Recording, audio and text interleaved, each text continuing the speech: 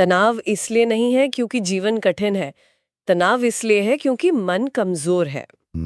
ये बात मतलब ये जो विचार है ना, ये सुनने में बहुत चुभता है।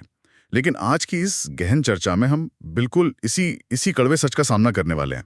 हाँ, क्योंकि आज इंसान मतलब बिना कोई भारी पत्थर तोड़े या बिना कोई शारीरिक मेहनत किए भी मानसिक रूप से पूरी तरह थका हुआ है। बिल्कुल, वो अंदर से एकदम खाली महसूस करता है। सही कहा।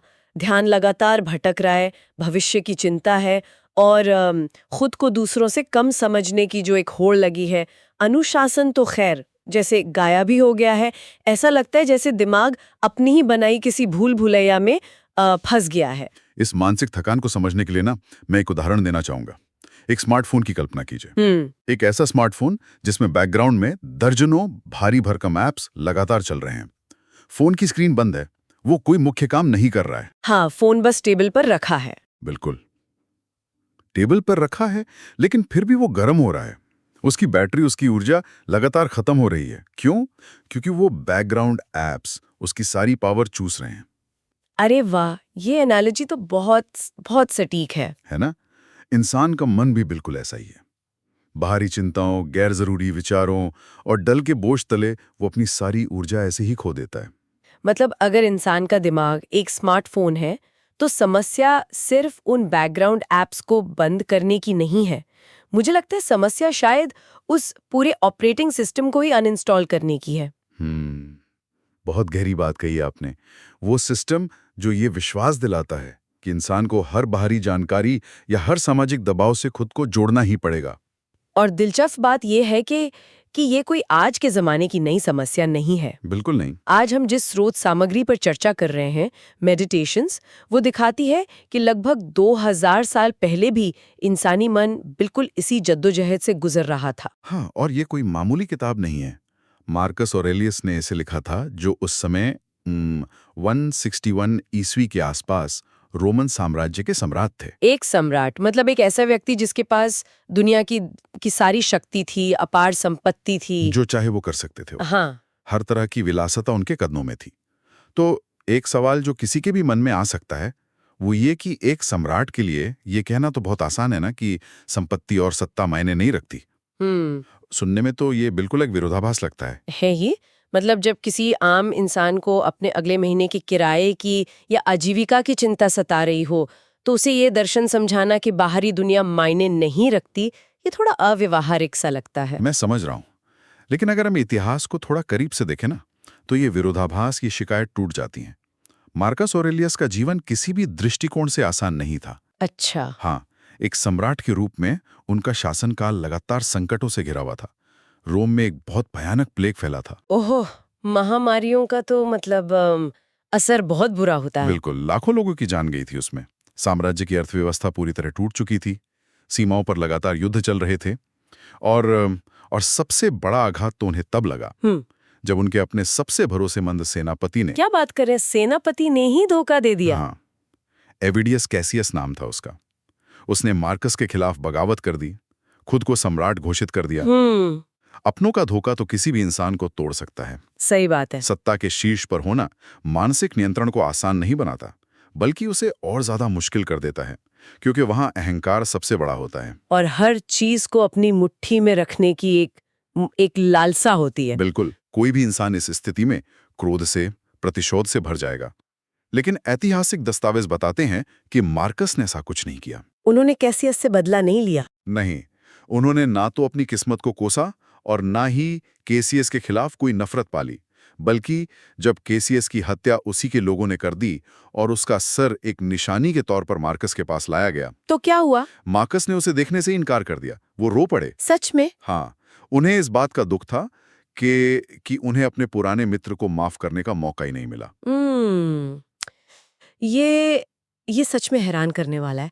मतलब एक शक्तिशाली सम्राट की ऐसी प्रतिक्रिया। और यही स्टोइसिज्म का सबसे मुख्य सिद्धांत है, प्रकृति के साथ तालमेल बिठाकर जीना। और इसका नियम बहुत साफ है, अपनी पूरी ऊर्जा केवल उस पर केंद्रित करें जो आपके नियंत्रण में है। और जो नियंत्रण में नहीं है, उसे तटस्थ या इंडिफरेंट मानकर छोड़ दें। मार्कस कहते हैं कि बाहरी चीजें या परिस्थितियां कभी इंसान को परेशान नहीं करती। तो फिर परेशान कौन करता है? परेशान करती हैं उन चीजों के बारे में इंसान की अपनी राय चीजें तो बाहर स्थिर खड़ी हैं, उनमें खुद चलकर हमारे मन के भीतर घुसने की कोई ताकत ही नहीं है। मतलब जो भी शोर है, जो भी कोलाहल है, वो सब भीतर की मान्यताओं का ही पैदा किया हुआ है। बिल्कुल। मेडिटेशंस में नियंत्रण और अनियंत्रण का बहुत गहरा विश्लेषण है। इंसान की अपनी राय, उसकी इच्छाएं, उसकी भावनाएं, ये सब उसके अधिकार क्षेत्र में हैं। और अनियंत्रण वाली चीजें कौन सी हैं? उसका शरीर, उसकी संपत्ति और दूसरे लोग उसके बारे में क्या सोचते हैं, ये सब उसके नियंत्रण से पूरी तरह बाहर हैं। यहाँ एक बहुत ही व्यावहारिक सवाल खड़ा होता है। पूछिए। इंसान समाज में अकेला तो रहता नहीं है। अगर मान लीजिए कोई आम कर्मचारी है और वो ये सोचे कि मेरे बॉस की राय मेरे नियंत्रण में नहीं है, इसलिए मैं उसकी परवाह ही नहीं करूंगी, तो ऐसे तो उसकी नौकरी चली जाएगी ना। ये एक बहुत आम गलतफहमी है स्टोइसिज्म के बारे में। और अगर कोई शासक है, वो जनता की राय की परवाह ना करे, तो उसकी सत्ता पलट सकती है।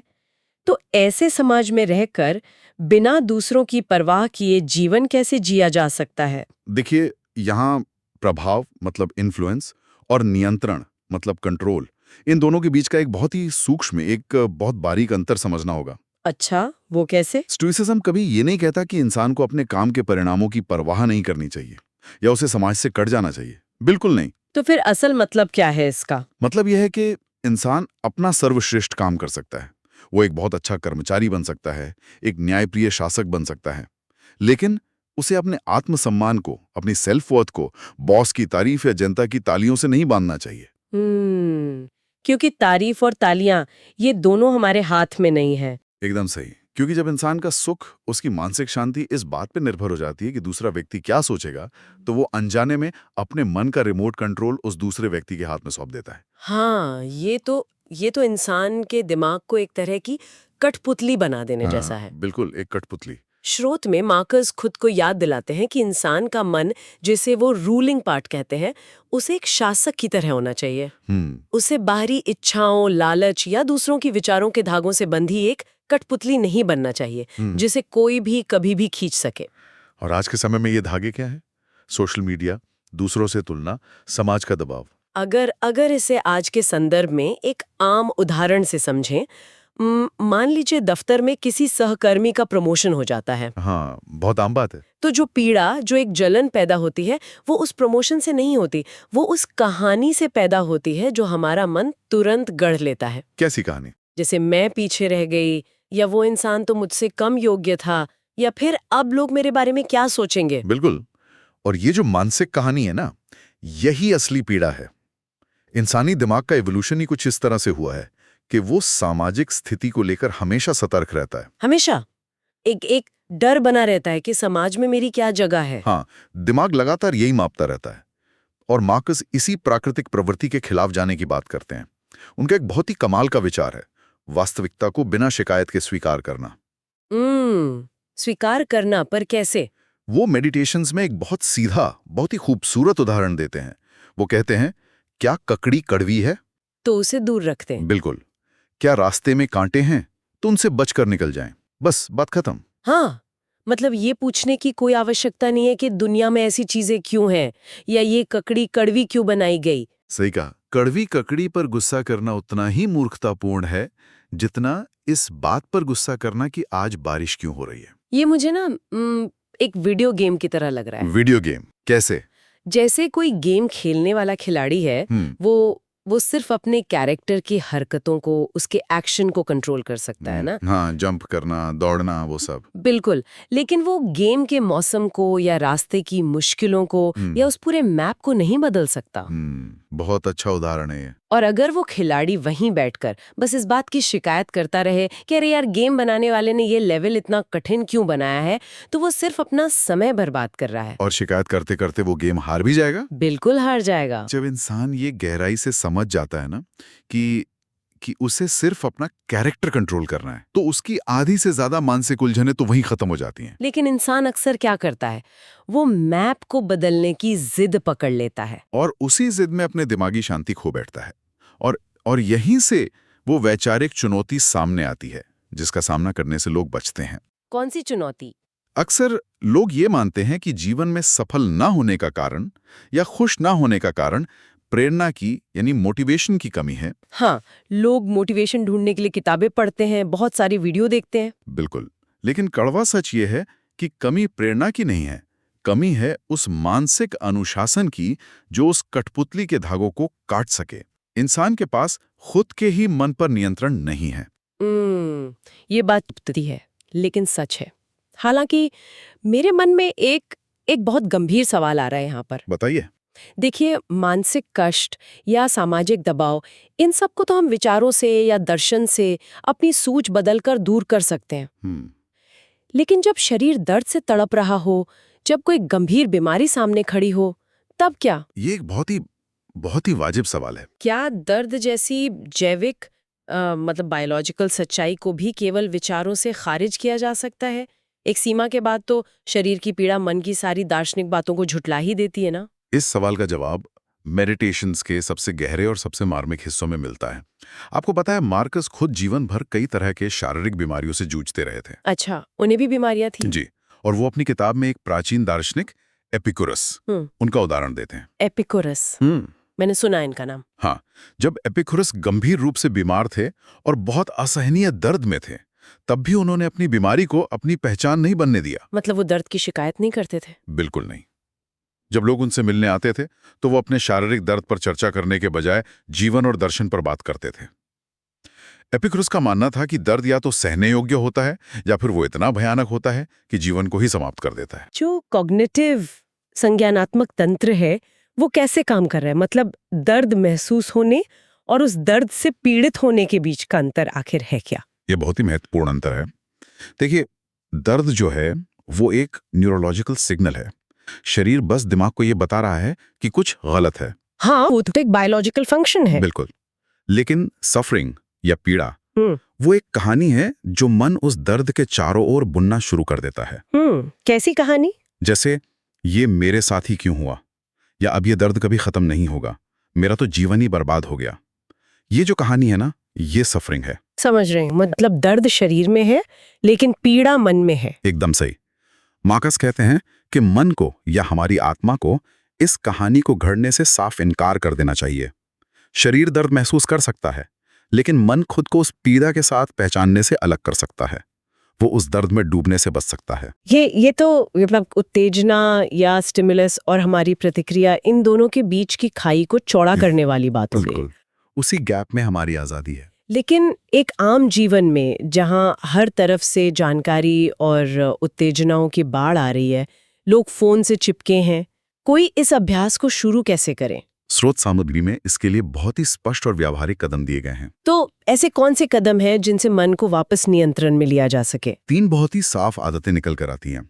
पहली आदत है प्रतिक्रिया देने से पहले रुकना और चीजों को उनके मूल रूप में देखना। मूल रूप में देखना मतलब नैरेटिव को हटा देना? हाँ, जब इंसान किसी चीज के प्रति बहुत ज्यादा आकर्षित होता है या बहुत क्रोधित होता है, तो वो असल में उस चीज पर एक कहानी थोप रहा होता है। मार्कस सलाह देते हैं कि चीजों की चकाचौंध को, उनके रोमांस को खत्म कर दें। इसका कोई उदाहरण? जैसे वो कहते हैं कि जब सामने कोई बहुत स्वादिष्ट और बहुत महंगा भोजन रखा हो, तो उसे इस तरह से देखें कि ये केवल एक मृत मछली है या किसी सूअर का मांस है। ओह, ये तो बहुत ही मतलब क्रूर तरीका है चीजों को देखने का। बिल्कुल।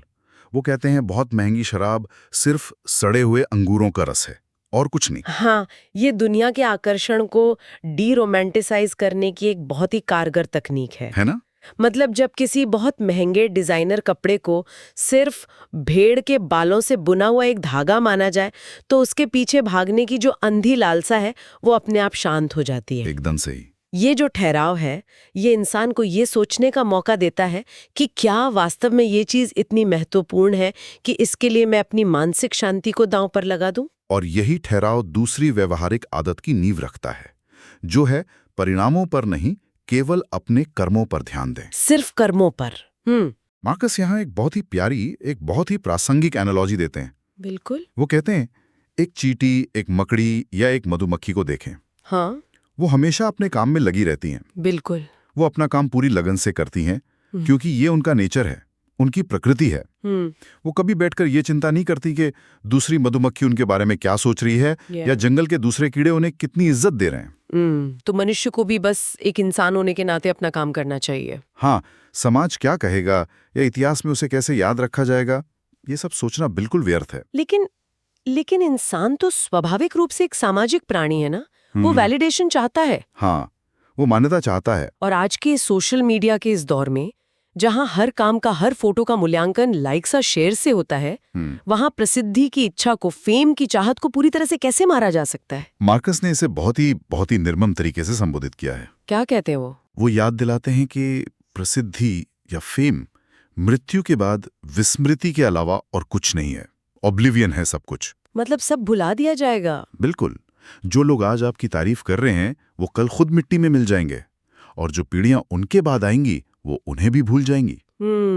सिकंदर महान हो या उसका सारथी, मौत तो दोनों को एक ही मिट्टी में मिला देते हैं। एकदम सटीक बात कही आपने।